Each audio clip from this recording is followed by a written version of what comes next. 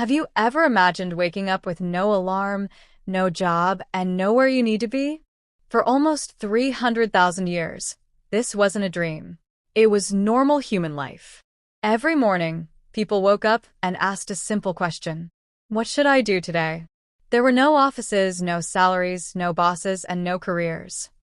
In 1963, anthropologist Richard Lee studied the Jew/Hoansi people of southern Africa, whose lifestyle closely resembles that of ancient hunter-gatherers. He found that adults spent only about 15 to 20 hours per week getting food.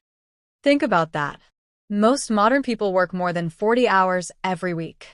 And this pattern appears again and again among hunter-gatherer groups around the world. But how do we know ancient humans lived similarly?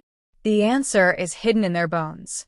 Compared to early farmers, hunter-gatherers were often taller, healthier, had stronger teeth, and showed fewer signs of repetitive labor. Their bodies tell a surprising story. Life wasn't an endless struggle for survival.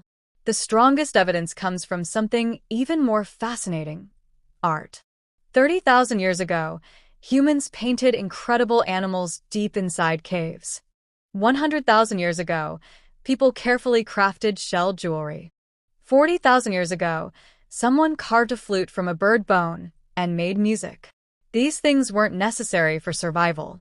They existed because humans had time to create. So, what did a typical day look like? People woke up around sunrise. They shared food, talked, and loosely planned the day. A small group might go hunting or gathering.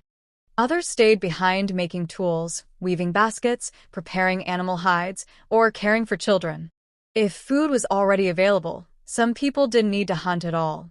By early afternoon, much of the day's practical work was finished. Then came something many modern people rarely experience: free time. People rested. They sat together and talked. They laughed, played with children, made decorations, carved objects, and strengthened friendships. Anthropologists have found that social connection was one of the most important parts of daily life. In a world without governments, banks, or contracts, relationships were everything. When night arrived, families gathered around the fire. And something magical happened. Conversations shifted from practical topics to stories. People shared myths, adventures, jokes, and lessons. Around the fire, human culture was born.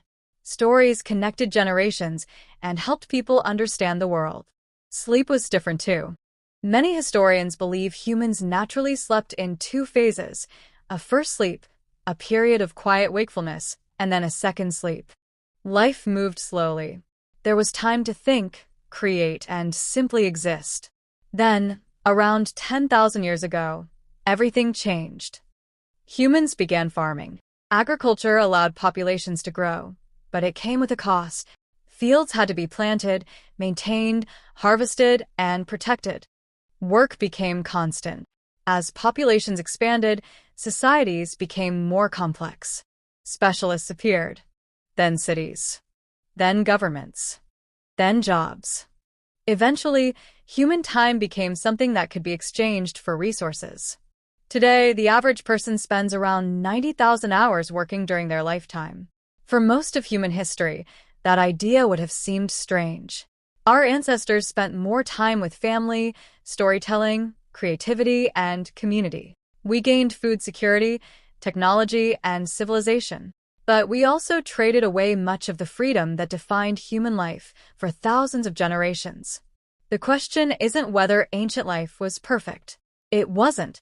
The question is whether modern life has drifted so far from our natural way of living that we've forgotten what humans originally evolved to do.